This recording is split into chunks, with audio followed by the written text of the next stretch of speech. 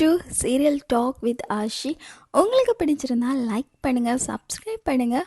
ககன் கால் பண்ணுறாங்க அபூர்வாக்கு. உன் கண்ணு முன்னாடியே நட்சத்திரம் முன்னாடியே பூமி கூட க்ளோஸாக ரொமான்டிக்காக இருப்பேன்னு டே அப்படின்னு அபூர்வா சொல்கிறாங்க. அது மட்டும் இல்லாமல் அந்த வீட்டில் தான் பூமிக்கு எனக்கு நிச்சயதார்த்தம் நடக்கும் என்றப்போ டே நடக்காதுன்னு அபூர்வா சொல்ல, அதை சொல்ல நீ யாரடி, கோமால இருக்கிற புருஷன் குறுக்க வர போகிறதில்ல, அந்த வீட்டில் தான் எங்கள் நிச்சயதார்த்தம் நடக்குன்னு ககன் சொல்கிறாங்க. பூமி ஷெரிட்ட சொல்கிறாங்க, முக்கியமான விஷயம் பேசணும், நீ வான்னு சொல்லி கூப்பிட்டு போகிறாங்க. மருதாணி நினைக்கிறாங்க அப்படி என்ன முக்கியமான விஷயமா இருக்குன்னு பின்னாடியே போகிறாங்க. பூமி சொல்கிறாங்க, முக்கியமான விஷயமாமா, ககனை வேணுமனே தான் யாரோ மாட்டி விட ராஜரத்னத்துக்கு பணம் கொடுத்துருக்காங்க மாமா. நாங்கள் ராஜரத்னத்தை பற்றி விசாரித்தேன், அவள் ரொம்ப பணப்பயிராசை பிடிச்சவனா மாமா. அவங்க கொடுத்த பணத்தை விட நாம் அதிகமாக பணம் கொடுத்தா ஈஸியாக எங்கள் வழிக்கு வந்துடுவான், ககனுக்கும் இதுக்கு எந்த சம்மந்தம் இல்லைன்னு சொல்லிடுவான், அவ்வளவுதான் மாமான்னு இதை அபூர்வாவும் மருதாணியும் கேட்டுட்டே நிற்கிறாங்க.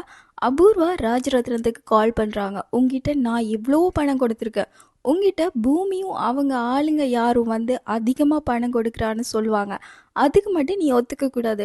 ஒத்துக்க மாட்டேன் மேடம், அப்படி ஏதாச்சும் பண்ண உன் மொத்த குடும்பம் காணாமல் போய்ட்டுன்னு அபூர்வா சொல்கிறாங்க. இதை பூமி ரெக்கார்ட் பண்ணி நைனிட்ட கொடுக்குறாங்க. நைனி சொல்கிறாங்க, சரச்சந்திரா யார் வீட ரட்டம் பண்ணான்னு இப்போ வரைக்கும் மர்மமாக இருக்குது. இந்த சுச்சுவேஷனை அபூர்வா தெளிவாக பயன்படுத்தி எங்கள் டிபார்ட்மெண்ட்டே வேறு திசையில் திருப்பி இருக்கா அப்படின்றது தெளிவாக புரியுதுன்னு சொல்கிறாங்க. இந்த வீடியோ ஓரளவுக்கு சேஃப் தான் ககன் அப்படின்னு சொல்கிறாங்க. பூமி சொல்கிறாங்க, அப்போது ராஜரத்னம் எதுக்காக ககன் பேரை சொன்னார்னு கேட்டால் நைனி சொல்கிறாங்க, அவன் ககன் பிஸ்னஸுக்கு போட்டியாக இருக்கிற யாரோ ஒரு பேரைத்தான் நம்ம சொல்லணும்.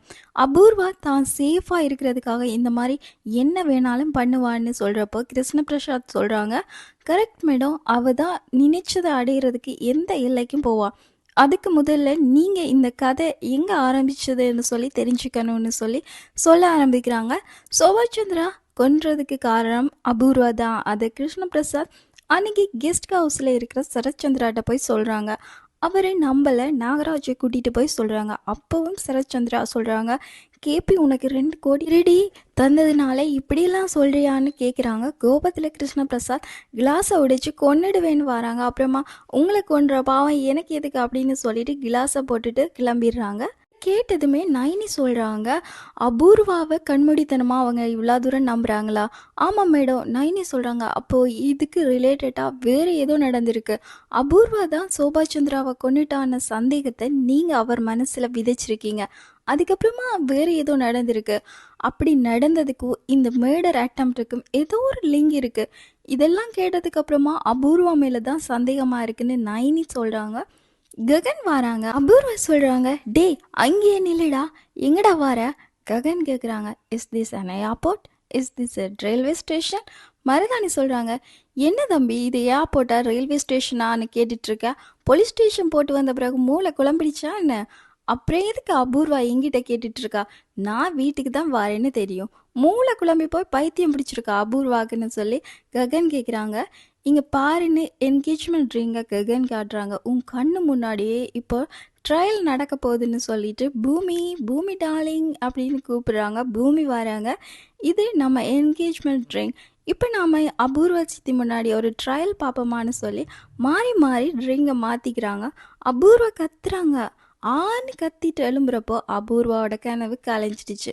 நோ, அப்படி நடக்கக்கூடாது. ஃபோனை எடுத்து கால் பண்ணுறாங்க. நான் வந்துட்டுருக்கேன்னு சொல்லிட்டு அபூர்வா கிளம்பிடுறாங்க. மேம், நாங்கள் சந்திக்கிறது ரிஸ்க் மேம். டே, என் புருஷன் கோமால இருந்து எழுந்து வந்தால் ஏன் லைஃப் ரிஸ்க்டா?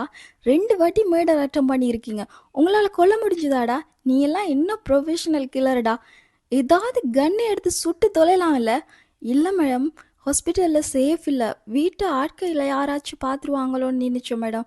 அபூர்வா சொல்கிறாங்க, நான் ஒரு பிளானை போட்டு உனக்கு சொல்கிறேன் அப்படின்னு சொல்கிறாங்க. உனக்கு நீ எவ்வளோ பணம் தந்திருக்க, இப்போ கேட்காம உனக்கு இந்த பணத்தை தாரேன், ஆனால் மறுபடியும் சொல்கிறேன், இந்த தடவை அவர் மிஸ் ஆகக்கூடாது, கொன்னுடுன்னு சொல்கிறாங்க. இதை எல்லாத்தையும் மருதாணி கேட்டுட்டு பயந்து நடுங்கிட்டு வராங்க. அம்மாடி, இத்தனை நாளாக மாப்பிள்ளையை யார் இப்படி பண்ணான்னு டென்ஷனில் இருந்தேன், இப்போ நீ தானான்னு தெரிஞ்சதுக்கப்புறம் ரொம்ப பயமாக இருக்குது, விட்டுடுமா, யார்கிட்டையும் எதையும் சொல்ல மாட்டேன், என்ன விட்டுடுமா? பயப்படாத சித்தி, அதுதான் எல்லாத்தையும் கேட்டுட்டால, உனக்கு சொல்ல வேண்டியது இப்போ என் கடமை. அன்னைக்கு ராத்திரி மாமாட்டேருந்து எனக்கு ஃபோன் கால் வந்துச்சு. வர்றதுக்கு முன்னாடி அங்கே என்ன நடந்துச்சுன்னு எனக்கு தெரியல. சரத்சந்திரா வந்து ஒரு புது நம்பர்லேருந்து கால் பண்ணுறாங்க. நாகராஜ் மாதிரி பேசுகிறாங்க. ஹலோ மேடம், நான் நாகராஜ் பேசுகிறேன் அப்படின்றப்போ அபூர்வா கேட்குறாங்க, எந்த நாகராஜ் அப்படின்றப்போ, சோபாச்சந்திராவோட டிரைவர் நாகராஜ் மேம். எனக்கு தூக்கமே வருதில்லை மேடம், நான் அந்த விஷயத்த போய் சரத்சந்திரா சார்கிட்ட சொல்ல போகிறேன். அவர் வந்து கெஸ்ட் ஹவுஸில் இருக்கிறதா எனக்கு தெரியுது, நான் போய் சொல்ல போகிறேன். பட் டே இருடா வாரேன் அப்படின்னு சொல்லிட்டு அபூர்வா அப்படியே ஃபோனை கட் ஆகுது. இங்கே வராங்க கெஸ்ட் ஹவுஸுக்கு. வந்ததுமே சரத்சந்திராவை பார்த்துட்டு ஷாக் ஆகிடுறாங்க. சரத்சந்திராவோட கையில் வந்து துப்பாக்கியும் அவங்க நெத்தியில் வந்து ரத்தம் இருக்குது. மாமா எந்திரிங்க, மாமா மாமா எந்திரிங்க அப்படின்னு சொல்லி கத்தி அழுகிறாங்க. முன்னாடி பார்க்குறாங்க, அதில் ஒரு லெட்டர் இருக்குது. அந்த லெட்டரில் எழுதியிருக்கு, நான் உன்னைத்தான் நம்பினேன், கேபி சொல்லியும் நான் நம்பலை. என் சாவு என்ன நெருங்குறப்போ தான் உண்மை தெரிய வந்துடுச்சு, நீ செஞ்ச கொடூரம் தெரிய வந்துச்சு. என் உயிரான சோபாச்சந்திராவை கொண்டுட்டியே, நீ கேட்டிருந்தா அவள் மொத்த சொத்தையும் எழுதி வச்சிருப்பாவேன்னு அந்த லெட்டர் முடியுது. அபூர்வா அதை பார்த்ததுமே சொல்லி அழுகிறாங்க. சின்ன வயசுலேருந்து நீங்கள் தான் உயிரின்னு வாழ்ந்தேன், உங்கள் கூட தான் வாழணும்னு நான் ஆசைப்பட்டேன், அதனால தான் நான் அவளை கொன்னுட்டேன், நீங்கள் தான் எனக்கு வேணும், சொத்தெல்லாம் எனக்கு வேணாமாமா அப்படின்றப்போ அவங்க கண்ணை முடிக்கிறாங்க.